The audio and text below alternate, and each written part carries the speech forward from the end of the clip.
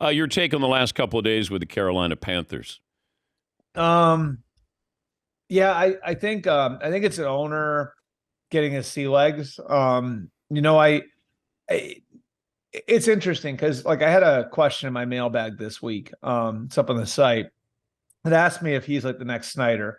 And I think people ignore like how often owners stumble around at the beginning and like it takes a while for them to figure it out.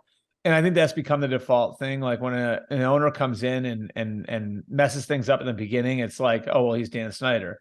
Well, I think what often happens is these guys come in and they're so successful in whatever business they're coming from, and they've always been the smartest guy in the room.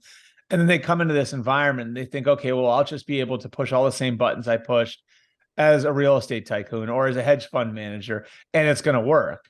And football doesn't work that way, you know? And so sometimes these guys have to fall on their face a little and get bloodied a little. And I think that's what Tepper's kind of going through right now. And, I think that you can look at the lesson in San Francisco, where, Jed York clashed with Jim Harbaugh and then went through basically like 2 1-year restarts with Jim Tomsula and Chip Kelly. And that place was seen as toxic, like one of the worst organizations in the league. And he had to like basically can control and long contracts to Kyle Shanahan and John Lynch and say, I trust you guys, go fix it. Yeah. And I think that's sort of where Tepper is right now, is that he's wanted to be involved, but he's not there. He's not in the office every day. He has sort of taken ideas from other organizations and tried to apply them with people that he's bringing in. As a result, Frank Reich hired a coaching staff that maybe he wasn't all that familiar with. They tried to put together an all-star team. That's always a tough thing to make work in football.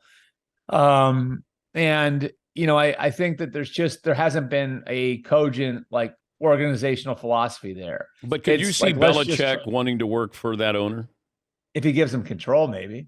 Yeah, but that's the thing. This guy right? feels like he wants to, there's a couple. You got Jerry Well, Jones. That's the thing is like, I don't know because like, it's, that's it, Dan, is like a lot of these guys, like they don't buy the team to sit on the sideline. Yeah. You know what I mean? Like, so how do you strike that balance where it's like, I think that's the other thing is when these guys first buy these teams, they're gung ho. They want to be involved in everything. Well, if David Tepper's not there every day, but he's basically operating when he's in the building as if he's there every day, that's a problem, right? Yeah. Because if you're in there, like, so he'd come in on Friday for home games and leave Tuesday. What's the most important part of the week for a football team? Wednesday, Thursday, Friday, right? And Tuesday for game plan for coaches. So he's missing all of that, but he's operating as if he's the boss and he's there day to day. Like that's the thing is like, how do you strike the balance between wanting to be involved and wanting to gather information and wanting to be a resource and wanting to use all the business principles that you have, but also like understanding like, I have to delegate some of this. And there's a lot of stuff that I don't know. And there's stuff that I shouldn't really involve myself in. And there are some decisions that I need to farm out to other people.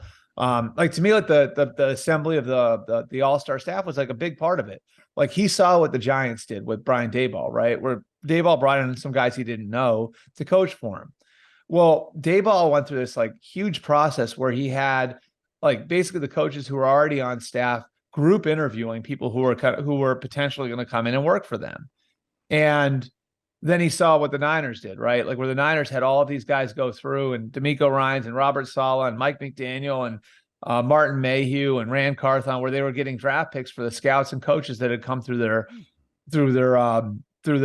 system, like, via the incentive structure the NFL set up for minority hiring. Well, that's great, but like, is your goal to hire a good coach or is your goal to get a draft pick on the other end of it? Right. I mean, I think that there were all these ideas that David Tepper had that weren't bad ideas, but he was just like applying them all at once. And I think as a result, you wound up with this coaching staff that really had a big learning curve as far as figuring out how to work together.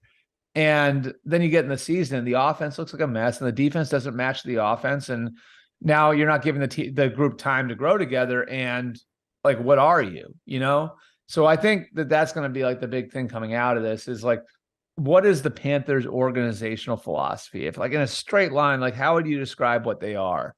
Because up until this point, it feels like they've been a mishmash of ideas, and that's on the owner for not empowering people to set what the organizational structure, philosophy, culture, all of that stuff's going to be.